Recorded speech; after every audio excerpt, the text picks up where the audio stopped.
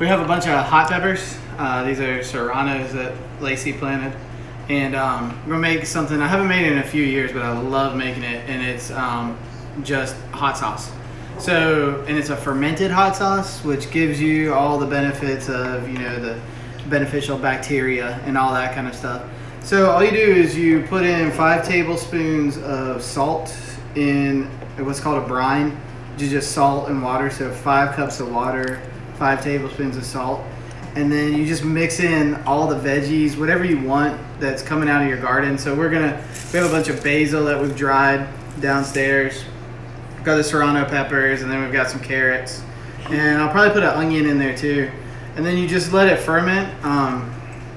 So this goes on top. This is an airlock, and that allows it to bubble without new oxygen getting in, so it comes through the top there. And yeah, so it takes a few weeks, and then you put it in the refrigerator, and it gets even better after you put it in the refrigerator. And it'll last a really long time, and it's really hot, and it has a lot of good flavor. So I love it. Okay, so we got it all cut up, and now it's in the jar. So we're just gonna mash all this stuff down. We put the spices in, and the peppers, garlic, onions. And the cool thing about this too is this makes a good little cold remedy come winter time if you need it.